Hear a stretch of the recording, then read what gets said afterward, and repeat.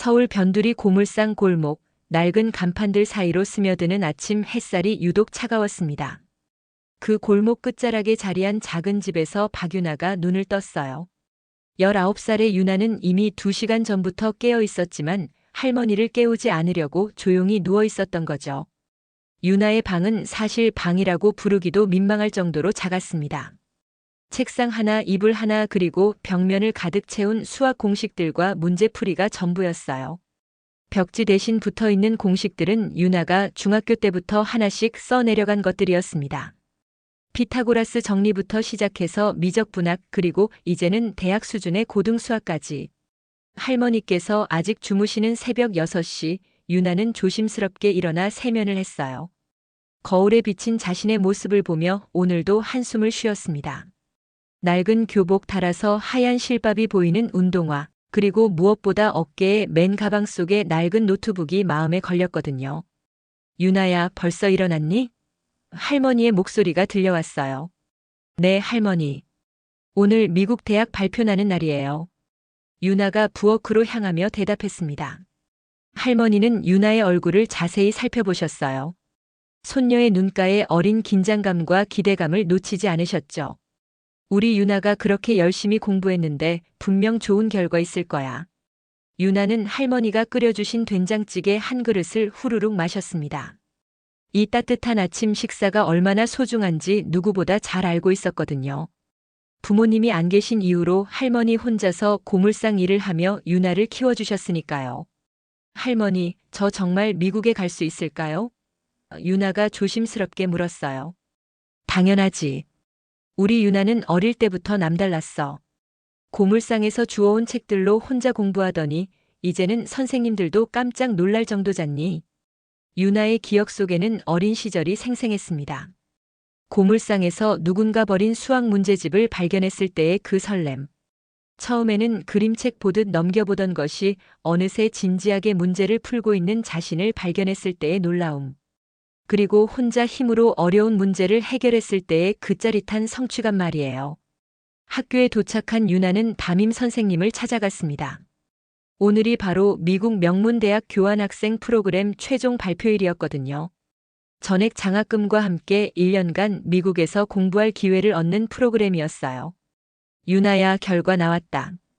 담임 선생님의 표정에서 좋은 소식임을 직감할 수 있었어요. 합격이다. 전액 장학금에 생활비까지 지원받게 됐어. 유나의 눈에 눈물이 맺혔습니다. 지난 3년간 새벽마다 공부하고 수학 올림피아드에서 상을 휩쓸며 준비했던 모든 노력이 결실을 맺는 순간이었어요. 그날 저녁 할머니와 함께 앉아 저녁을 먹으며 유나는 조용히 말했습니다. 할머니, 저 정말 열심히 공부해서 할머니 자랑스러운 손녀가 될게요. 2달 후 인천공항에서의 작별은 유나에게 평생 잊지 못할 순간이 되었습니다. 할머니께서는 손녀를 위해 새 가방 하나를 사주셨지만 유나는 여전히 낡은 노트북과 중고로 산 교재들을 챙겨야 했어요. 비행기 티켓을 손에 쥔 채 출국장으로 향하는 유나의 뒷모습을 바라보던 할머니의 눈가가 촉촉해졌습니다. 미국 동부의 명문 대학 캠퍼스는 유나가 상상했던 것보다 훨씬 웅장했어요. 붉은 벽돌로 지어진 고풍스러운 건물들과 넓은 잔디밭, 그리고 자신감 넘치는 표정으로 걸어다니는 학생들을 보며 유나는 작은 위축감을 느꼈습니다. 다들 비싼 브랜드 옷을 입고 최신형 노트북을 들고 다니는 모습이 너무나 대조적이었거든요. 기숙사에 짐을 풀며 유나는 룸메이트인 제시카를 만났어요. 금발의 파란 눈의 제시카는 처음에는 친근하게 다가왔지만 유나의 낡은 물건들을 보며 미묘한 표정을 지었습니다. 너 정말 한국에서 왔구나. 와, 그 노트북 진짜 오래된 것 같은데? 제시카가 웃으며 말했지만 그 웃음 속에는 어딘지 어색함이 섞여 있었어요. 첫 수업날 아침 유나는 일찍 일어나 준비를 마쳤습니다. 거울 앞에서 몇 번이고 영어 발음을 연습해봤지만 여전히 자신이 없었어요. 한국에서 영어 공부를 열심히 했지만 실제로 원어민들과 대화하는 것은 완전히 다른 차원의 일이었습니다. 고급 수학 강의실에 들어선 유나는 뒷자리에 조용히 앉았어요. 학생들은 대부분 서로 아는 사이인 듯 자연스럽게 대화를 나누고 있었습니다. 유나만 홀로 앉아 수업 준비를 하고 있을 때 강의실 문이 열리며 클라이드 교수가 들어왔어요. 클라이드 교수는 이 대학에서 가장 저명한 수학자 중 한 명으로 알려져 있었습니다. 키가 크고 날카로운 인상의 그는 언제나 완벽한 정장 차림으로 강의실에 나타났어요. 그의 강의를 듣기 위해 다른 학과 학생들까지 몰려들 정도였죠. 오늘은 새로운 교환 학생이 우리와 함께하게 됐군요.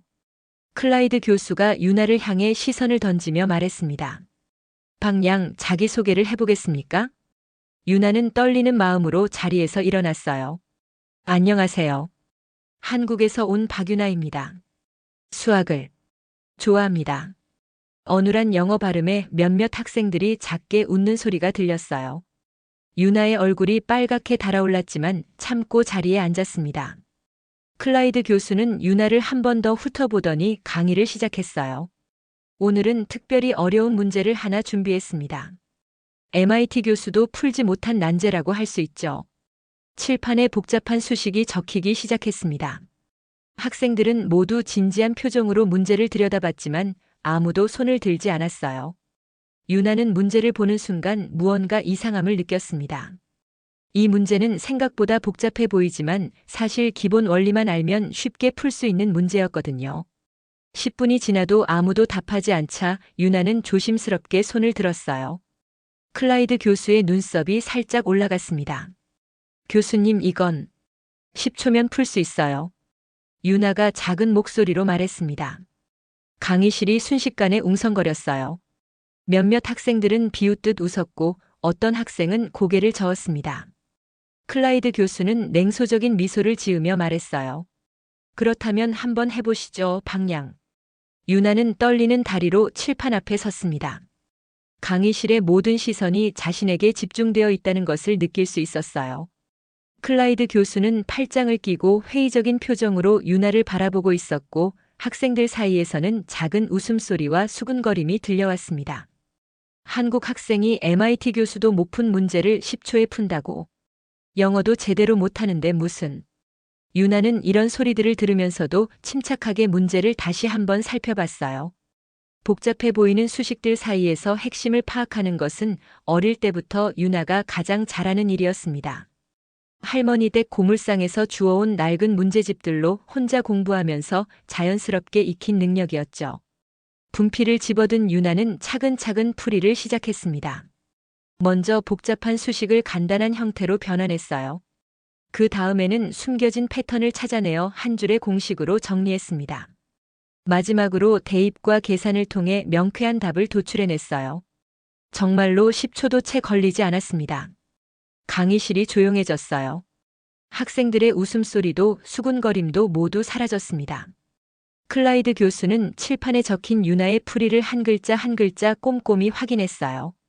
그의 표정이 점점 진지해지더니 마침내 작은 한숨을 내쉬었습니다. 맞습니다.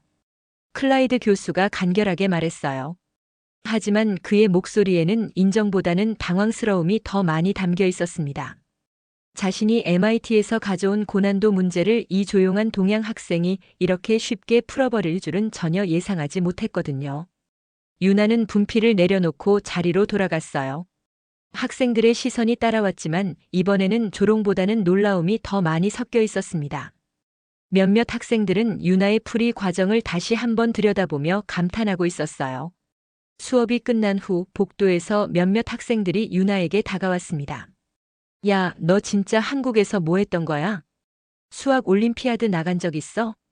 방금 그 풀이 어떻게 그렇게 빨리 생각해낸 거야? 유나는 어색하게 웃으며 대답했어요. 그냥 많이 풀어봤어요.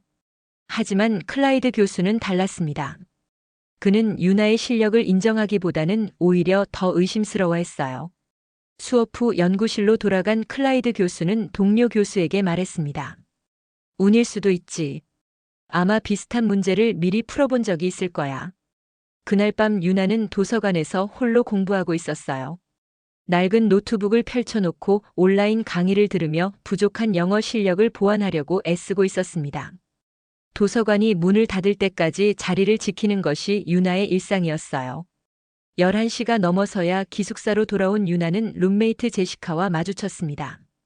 제시카는 친구들과 파티를 다녀온 듯 화려하게 차려입고 있었어요. 유나, 너 진짜 매일 도서관에서 살아? 좀 쉬어도 되는데. 공부해야 해요. 아직 부족한 게 많아서. 제시카는 고개를 저으며 자신의 침대로 향했어요. 너 같은 애들 때문에 우리가 더 열심히 해야 하잖아. 그 말에는 약간의 불만이 섞여 있었습니다. 자신들이 당연하다고 여겼던 것들을 이 조용한 한국 학생이 너무 쉽게 해내는 것이 못마땅했던 거죠. 유나는 침대에 누워 천장을 바라보며 할머니를 떠올렸어요. 시차 때문에 지금 한국은 한낮이겠지만 할머니는 여전히 고물상에서 힘든 일을 하고 계실 거였습니다. 유나가 이곳에서 공부할 수 있는 것도 모두 할머니의 희생 덕분이었어요. 할머니, 전 괜찮아요. 조금 어려워도 이겨낼 수 있어요. 유나가 작게 중얼거렸습니다. 며칠이 지나면서 유나에 대한 소문이 캠퍼스 전체로 퍼져나갔습니다. 한국에서 온 수학 천재, 올림피아드 상을 휩쓴 학생이라는 이야기들이 학생들 사이에서 회자되기 시작했어요. 하지만 클라이드 교수만큼은 여전히 회의적인 시각을 버리지 않고 있었습니다. 운이 좋았을 뿐이야. 진짜 실력은 따로 있는 법이지. 클라이드 교수가 동료들에게 말하곤 했어요. 그런 클라이드 교수의 마음속에는 묘한 감정이 자리 잡고 있었습니다.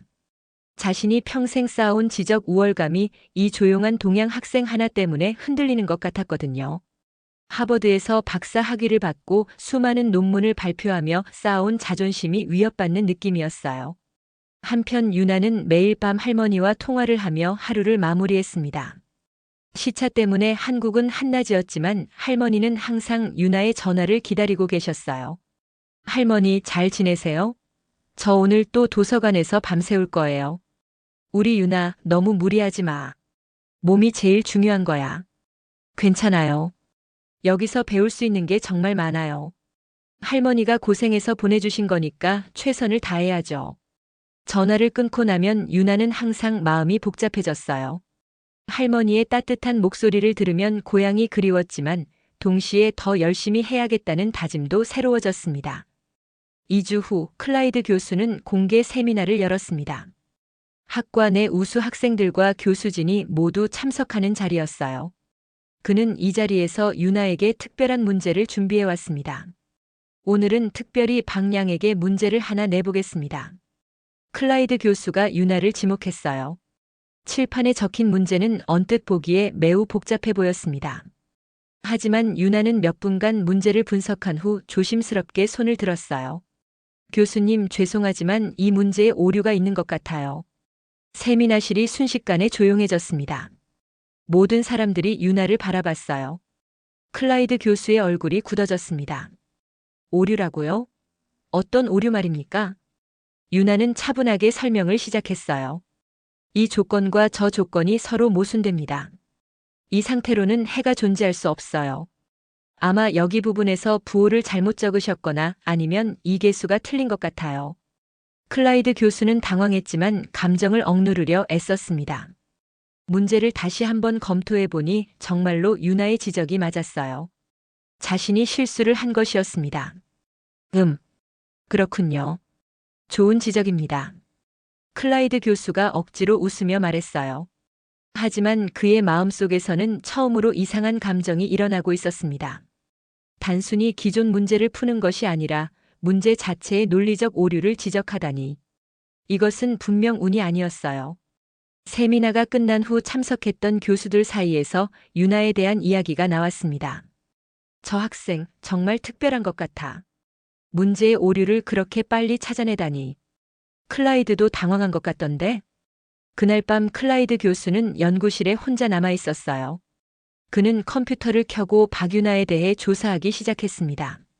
한국의 수학 올림피아드 기록, 고등학교 성적, 그리고 그녀의 배경에 대한 정보들을 하나씩 찾아보았어요. 검색 결과는 놀라웠습니다. 유나는 정말로 한국에서 수학 올림피아드 대상을 여러 번 받은 천재였어요. 하지만 더 놀라운 것은 그녀의 가정 환경이었습니다. 부모 없이 할머니 손에 자라났고 고물상에서 나온 헌책들로 공부했다는 기록이 있었어요. 밥 대신 수학 문제를 씹어 먹었다는 담임 교사의 평가도 눈에 띄었습니다. 클라이드 교수의 눈빛이 미묘하게 변했어요. 이 학생은 단지 타고난 천재가 아니었습니다. 공부할 수 있는 기회를 가지기 위해 처절한 노력으로 실력을 쌓아온 사람이었던 거죠. 클라이드 교수가 유나에 대해 조사한 내용들은 그의 예상을 완전히 뒤엎었습니다. 컴퓨터 화면에 떠오른 기사들과 사진들을 보며 그는 점점 놀라움을 감추지 못했어요. 서울 변두리 고물상에서 자란 소녀가 전국 수학 올림피아드에서 연속으로 대상을 받았다는 기록, 그리고 가난한 환경에서도 포기하지 않고 공부를 계속했다는 교사들의 증언까지. 가장 인상 깊었던 것은 유나의 고등학교 수학 선생님이 한 인터뷰였어요. 유나는 문제집을 사지 못해서 도서관에서 빌려온 책을 손으로 베껴 적으면서 공부했습니다. 연필이 아까워서 한 자루를 끝까지 깎아 쓰는 아이였죠. 클라이드 교수는 화면을 바라보며 복잡한 심경이 되었습니다.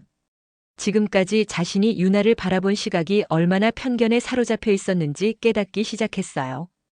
영어가 서툴고 낡은 옷을 입은 외국 학생이라고 해서 그녀의 진정한 실력을 제대로 평가하지 못했던 거죠. 그날 밤 11시가 넘어서 클라이드 교수는 연구실 정리를 마치고 도서관을 지나가게 되었습니다. 불이 켜진 창문을 통해 누군가 아직도 공부하고 있는 모습이 보였어요. 궁금해서 가까이 가보니 바로 유나였습니다. 유나는 낡은 노트북 앞에서 한국어와 영어가 섞인 공책에 빼곡히 무언가를 적어 내려가고 있었어요. 그녀의 손에는 굳은 살이 박혀 있었고 연필을 쥔 손가락이 하얗게 굳어 있을 정도로 오랫동안 글씨를 써온 흔적이 역력했습니다. 클라이드 교수는 조용히 도서관 안으로 들어가 유나의 뒤쪽 테이블에 앉았어요. 유나는 자신이 관찰당하고 있다는 것도 모르고 집중해서 공부하고 있었습니다. 그녀가 풀고 있는 것은 대학원 수준의 고난도 문제들이었어요. 가장 놀라운 것은 유나의 공부 방식이었습니다. 그녀는 단순히 문제를 푸는 것이 아니라 각 문제의 핵심 원리를 이해하고 자신만의 방식으로 정리하고 있었어요. 공책의 여백에는 한국어로 된 메모들이 빼곡히 적혀 있었는데 아마 자신만의 이해 방식을 정리한 것 같았습니다. 시계가 자정을 가리킬 때까지도 유나는 자리를 떠나지 않았어요. 클라이드 교수는 그 모습을 보며 감동을 받았습니다. 이것은 단순한 재능이 아니었어요. 정말로 처절한 노력과 열정이 만들어낸 실력이었던 거죠. 마침내 유나가 공부를 마치고 일어설 때 클라이드 교수도 조용히 자리에서 일어났습니다. 유나는 교수를 발견하고 깜짝 놀라며 인사했어요. 교수님, 이렇게 늦게 여기서 뵙네요. 방양 매일 이렇게 늦게까지 공부하는 건가요? 네. 아직 부족한 게 많아서요. 특히 영어로 된 전문 용어들이 어려워요. 클라이드 교수는 유나의 공책을 힐끗 보았어요. 손글씨로 빼곡히 적힌 풀이들과 한국어 메모들을 보며 그는 자신의 마음 한구석이 뜨거워지는 것을 느꼈습니다. 방향의 공부 방식을 보니 정말 체계적이네요. 혹시 한국에서는 어떻게 공부했나요? 유나는 잠시 망설이다가 솔직하게 대답했어요. 할머니 댁이 고물상이에요. 거기서 나온 헌책들로 혼자 공부했어요. 새 문제집을 살 여유가 없어서 도서관에서 빌린 책을 손으로 베껴 적으면서 공부했죠. 그 순간 클라이드 교수는 자신이 얼마나 잘못 생각하고 있었는지 깨달았습니다. 타고난 환경이 좋은 학생들만 보다가 정말로 어려운 환경에서 오직 노력만으로 여기까지 온 학생을 제대로 알아보지 못했던 거예요. 방향. 클라이드 교수가 말을 멈췄습니다. 미안하다는 말을 하고 싶었지만 쉽게 나오지 않았어요. 그날 밤 도서관에서의 만남 이후 클라이드 교수는 밤잠을 이루지 못했습니다. 유나의 굳은 살 박힌 손과 낡은 공책에 빼곡히 적힌 한국어 메모들이 자꾸만 머릿속에 떠올랐어요. 자신이 지금까지 얼마나 편견에 사로잡혀 있었는지, 그리고 진정한 노력이 무엇인지 새삼 깨닫게 되었습니다. 다음 날 수업 시간 클라이드 교수의 태도가 달라졌어요. 평소처럼 까다로운 문제를 칠판에 적은 후 학생들을 둘러보던 그의 시선이 유나에게 머물렀습니다. 하지만 이번에는 시험하려는 듯한 차가운 시선이 아니었어요. 오늘 문제는 꽤 어렵습니다. 누구든 도전해보고 싶은 학생 있나요? 클라이드 교수가 말했어요. 몇몇 학생들이 주저하며 서로를 바라봤지만 아무도 선뜻 나서지 않았습니다. 그때 클라이드 교수가 정중한 목소리로 말했어요. 방향의 의견이 듣고 싶군요. 유나는 깜짝 놀랐어요. 평소 교수가 자신을 대하던 차가운 태도와는 완전히 다른 존중하는 말투였거든요. 학생들도 교수의 변화를 느끼고 서로 의외라는 표정을 지었습니다. 유나는 조심스럽게 칠판 앞으로 나가 문제를 풀기 시작했어요. 이번에는 더욱 자신감 있는 모습이었습니다. 복잡한 수식을 단계별로 정리하며 중간중간 다른 학생들도 이해할 수 있도록 설명까지 덧붙였어요. 여기서 핵심은 이 변수들 사이의 관계를 파악하는 거예요. 처음에는 복잡해 보이지만 이렇게 치환하면 훨씬 간단해집니다. 클라이드 교수는 유나의 설명을 들으며 감탄했어요. 단순히 문제를 푸는 것이 아니라 다른 사람들이 이해할 수 있도록 배려하는 모습이 진정한 교육자의 자질을 보여주고 있었거든요. 수업이 끝난 후 클라이드 교수는 유나를 연구실로 불렀습니다. 유나는 혹시 뭔가 잘못했나 싶어 불안한 마음으로 따라갔어요. 방양 앉으세요. 클라이드 교수가 친근한 목소리로 말했습니다. 차 한 잔 드릴까요? 감사합니다, 교수님. 클라이드 교수는 유나에게 따뜻한 차를 건네며 말했어요. 솔직히 말하면 처음에는 당신을 오해했습니다. 영어가 서툴고 조용한 모습만 보고 섣불리 판단했죠. 유나는 놀란 표정으로 교수를 바라봤어요. 이런 이야기를 들을 거라고는 전혀 예상하지 못했거든요. 하지만 어젯밤 도서관에서 당신의 공부하는 모습을 보고 깨달았습니다. 진정한 학자의 자세가 무엇인지 말이에요. 클라이드 교수가 계속 말했습니다. 저는 좋은 환경에서 자라나 모든 것이 주어진 상태에서 공부했어요. 하지만 당신은 아무것도 없는 상황에서 오직 열정만으로 여기까지 왔군요. 유나의 눈에 눈물이 맺혔어요. 그동안 느꼈던 외로움과 차별감이 한순간에 녹아내리는 것 같았습니다. 교수님, 저는 그냥 할머니를 실망시키고 싶지 않았어요. 여기 올 기회를 주신 것에 보답하고 싶었고요. 클라이드 교수는 유나의 진솔한 마음을 느끼며 말했어요. 방양, 제가 지금 연구하고 있는 프로젝트가 있습니다. 상당히 어려운 주제인데 혹시 함께 해볼 의향이 있나요? 유나는 믿을 수 없다는 표정으로 교수를 바라봤어요. 정말 괜찮을까요? 물론입니다. 아니, 제가 오히려 당신에게서 배우고 싶습니다. 진심이 담긴 노력 앞에서 자존심 따윈 사치죠. 그날 저녁 유나는 할머니께 전화를 드렸어요. 목소리에는 처음으로 진짜 기쁨이 담겨 있었습니다. 할머니, 교수님이 저를 인정해 주셨어요. 함께 연구하자고 하셨어요. 그럼 그렇지. 우리 유나가 얼마나 열심히 했는데. 할머니, 이제 정말 당당하게 공부할 수 있을 것 같아요. 몇 달이 흘러 클라이드 교수와 유나의 공동 연구가 본격적으로 시작되었습니다. 처음에는 교수가 유나에게 기초적인 부분부터 설명해 주려 했지만 유나의 이해력과 통찰력은 교수의 예상을 훨씬 뛰어넘었어요.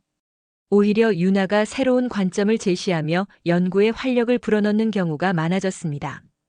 유나, 이 부분에서 당신의 아이디어가 정말 혁신적이에요. 클라이드 교수가 연구 자료를 보며 감탄했어요. 이런 접근 방식은 제가 전혀 생각하지 못했던 거였습니다. 유나는 여전히 겸손했지만 예전처럼 위축되지는 않았어요. 교수님께서 기초를 탄탄하게 가르쳐 주신 덕분이에요. 그 위에서 제가 한국에서 배운 방식을 조금 더해본 것뿐이에요. 두 사람의 연구는 학과 내에서도 주목받기 시작했습니다. 다른 교수들이 하나둘씩 관심을 보이며 진행 상황을 묻곤 했어요. 특히 유나의 독창적인 아이디어들이 연구의 핵심 돌파구가 되고 있다는 소문이 퍼지면서 학생들의 시선도 완전히 달라졌습니다. 유나 정말 대단한 것 같아. 클라이드 교수가 그렇게 까다로운데 인정받다니. 처음에는 영어도 서툴어서 걱정했는데 진짜 실력은 따로 있었네. 룸메이트 제시카도 유나에 대한 생각이 바뀌었어요. 유나, 미안해. 처음에 너를 과소평가했어. 내가 얼마나 노력하는지 이제야 알겠어. 하지만 유나에게 가장 의미 있는 변화는 클라이드 교수의 태도였습니다. 교수는 이제 유나를 단순한 학생이 아닌 동등한 연구 파트너로 대해주었어요. 학과 회의에도 유나를 참석시켰고 다른 교수들에게 유나의 아이디어를 자랑스럽게 소개하곤 했습니다. 드디어 학기 말 두 사람의 공동 연구 논문이 완성되었습니다. 논문의 핵심 이론은 유나가 제시한 아이디어를 바탕으로 한 것이었어요. 클라이드 교수는 논문의 제일 저자로 유나의 이름을 올리려 했지만 유나는 정중히 거절했습니다. 교수님이 저를 이끌어주지 않으셨다면 불가능했을 일이에요. 제가 제2저자로 들어가는 것만으로도 충분합니다. 논문이 학회에 제출되자 곧바로 긍정적인 반응이 돌아왔어요. 여러 대학의 교수들이 관심을 보였고 유명한 수학 저널에서 게재 제안이 들어왔습니다. 가장 큰 순간은 전국 수학학회에서 발표할 기회가 온 것이었어요. 클라이드 교수는 유나에게 함께 발표하자고 제안했습니다. 학회 당일 대형 강당에는 수백 명의 수학자들이 모여 있었어요. 유나는 떨리는 마음으로 발표 준비를 마쳤습니다. 클라이드 교수가 전체적인 연구 개요를 설명한 후 유나가 핵심 이론 부분을 발표하게 되었어요. 이번 연구의 핵심 아이디어를 제시한 박유나 학생이 직접 설명하겠습니다. 클라이드 교수가 유나를 소개했어요. 유나는 무대에 서서 자신감 있게 발표를 시작했습니다. 처음에는 어눌했던 영어도 이제는 학술적 내용을 명확하게 전달할 수 있을 정도로 늘어 있었어요. 무엇보다 자신의 아이디어에 대한 확신이 있었기 때문에 당당할 수 있었습니다. 발표가 끝나자 청중들로부터 박수갈채가 터져 나왔어요. 질의응답 시간에는 여러 교수들이 유나의 연구에 대해 깊이 있는 질문들을 던졌고 유나는 모든 질문에 막힘없이 대답했습니다. 발표가 끝난 후 클라이드 교수는 청중들에게 말했어요. 제가 아는 가장 성실하고 겸손한 천재를 소개할 수 있어서 영광입니다. 박유나 학생은 재능뿐만 아니라 인격까지 갖춘 진정한 학자입니다. 그 순간 유나의 눈에 눈물이 맺혔어요. 처음 이 캠퍼스에 발을 디뎠을 때의 두려움과 외로움이 이제는 자부심과 성취감으로 바뀌어 있었습니다. 학회 발표 이후 유나의 삶은 완전히 달라졌습니다. 여러 대학에서 대학원 진학 제안이 들어왔고 유명한 연구소에서도 인턴십 기회를 제공했어요. 하지만 유나에게는 더 소중한 변화가 있었습니다. 이제 더 이상 혼자가 아니라는 느낌이었죠. 캠퍼스를 걸을 때마다 학생들이 먼저 인사를 건네왔어요. 도서관에서 공부할 때면 다른 학생들이 어려운 문제를 들고 와서 도움을 청하기도 했습니다. 유나는 언제나 친절하게 설명해 주었고 그런 모습을 본 사람들은 그녀를 더욱 존경하게 되었어요. 클라이드 교수와의 관계도 스승과 제자를 넘어선 동료이자 친구가 되었습니다. 연구실에서 함께 머리를 맞대고 새로운 문제를 고민하는 시간들이 유나에게는 가장 행복한 순간이었어요. 유나, 당신 덕분에 저도 많이 배웠습니다.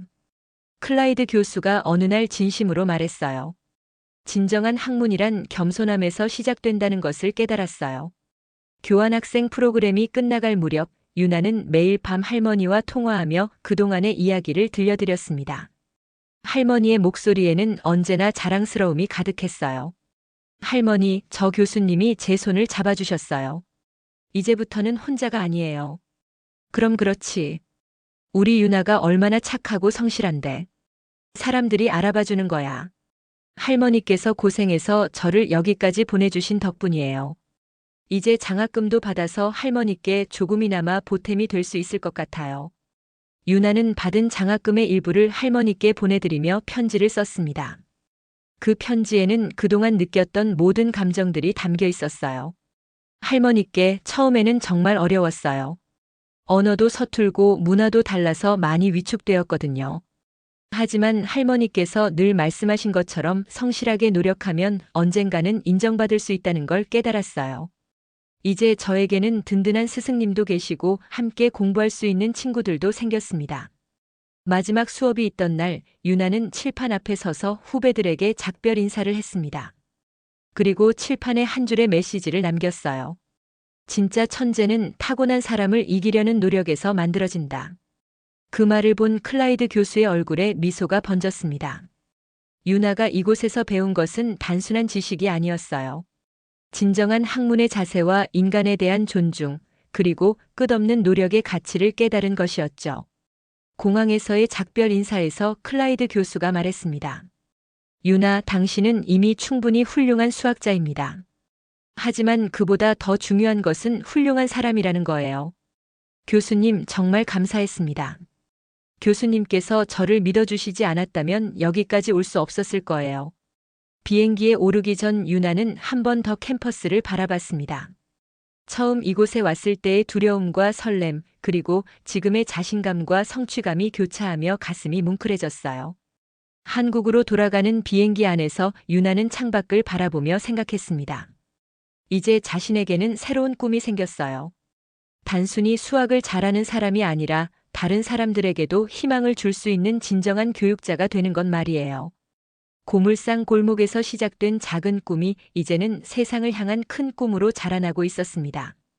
그리고 그 꿈의 중심에는 할머니의 사랑과 클라이드 교수의 인정, 그리고 무엇보다 포기하지 않았던 자신만의 노력이 있었어요. 유나의 이야기는 끝이 아닌 새로운 시작이었습니다. 진정한 천재는 타고나는 것이 아니라 만들어지는 것이라는 진리를 온몸으로 증명한 그녀의 앞날에는 더 큰 가능성들이 기다리고 있었어요.